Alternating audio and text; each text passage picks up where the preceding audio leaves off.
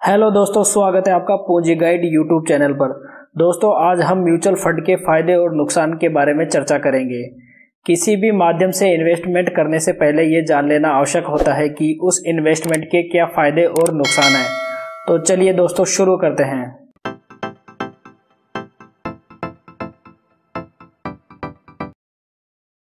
सबसे पहले हम बात करेंगे म्यूचुअल फंड के फायदों के बारे में। म्यूचुअल फंड के अनेक फायदे हैं, इसी वजह से यह अत्यधिक लोकप्रिय है। सबसे पहला बेनिफिट है प्रोफेशनल मैनेजमेंट की सुविधा। दोस्तों, आप जब किसी म्यूचुअल फंड में इन्वेस्ट करते हैं तो आपके इन्वेस्टमेंट में से कुछ राशि एक्सपेंसेस रेशियो के रूप में काट ली जाती है। यह एक्सपेंसेस रेशियो 1 से 2% होता है, जो कि बहुत ही कम होता है। इस प्रकार बहुत कम खर्चे में आप प्रोफेशनल फंड मैनेजर की सेवाएं प्राप्त कर सकते हैं। म्यूचुअल फंड के इस कम खर्चे का कारण है बहुत से व्यक्ति मिलकर एक फंड में निवेश करते हैं, जिससे उस फंड को मैनेज करने का खर्चा सभी व्यक्तियों में विभाजित हो जाता है।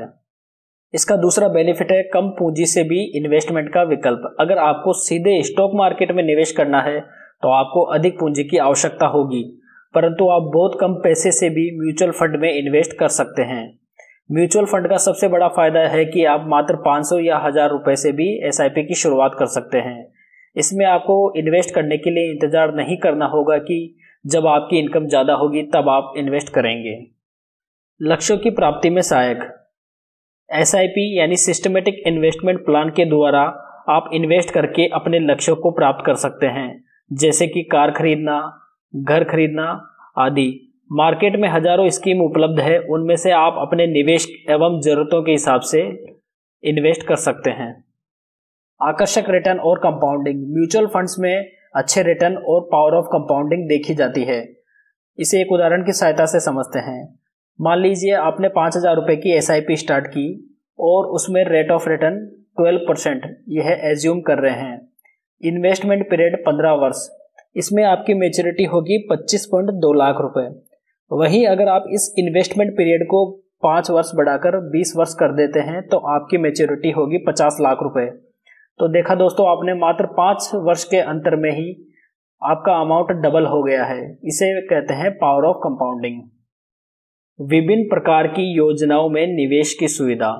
जैसा कि दोस्तों आप जानते हो कि म्यूचुअल फंड में अनेक प्रकार की कैटेगरीज होती है।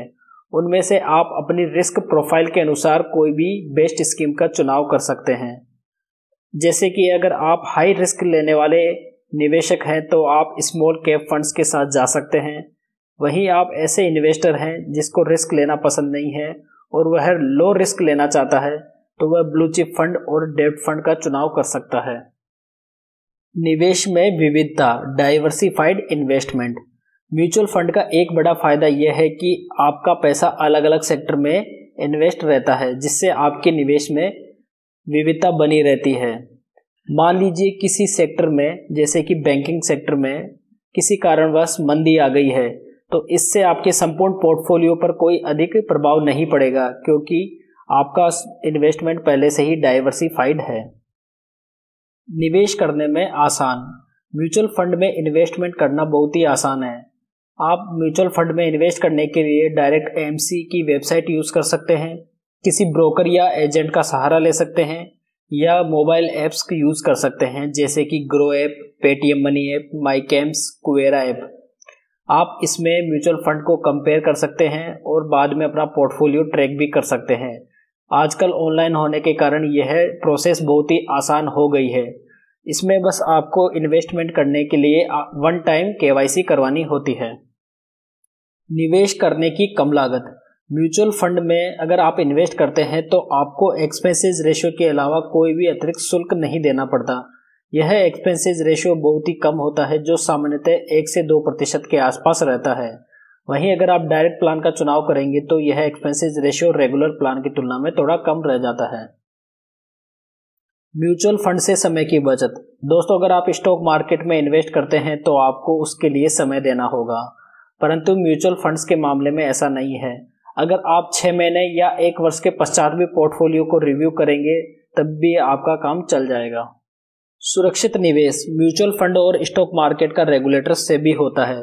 जैसे कि बैंकों का रेगुलेटर आरबीआई है, वैसे ही यहाँ पर सेबी है।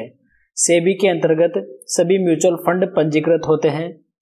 सेबी इनके ऊपर कड़ा नियंत्रण रखता है एवं नियमों की पालना सुनिश्चित करता है। पैसा निकालने में आसानी।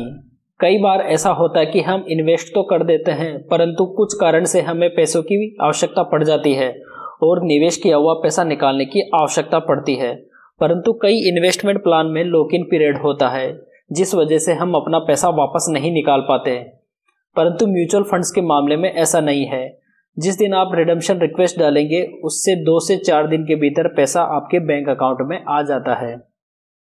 दोस्तों, अब बात करते हैं म्यूचुअल फंड के नुकसानों के बारे में। रिटर्न की अनिश्चितता। कई ऐसे इन्वेस्टमेंट प्लान है जिसमें फिक्स इंटरेस्ट रेट होता है, जैसे कि PPF, fix deposit, post office saving आदि। परंतु म्यूचुअल फंड्स के रिटर्न स्टॉक मार्केट से जुड़े होने के कारण हमेशा ऊपर नीचे रहते हैं और हमेशा हाई रिस्क बनी रहती है, खासतौर पर शॉर्ट पीरियड में।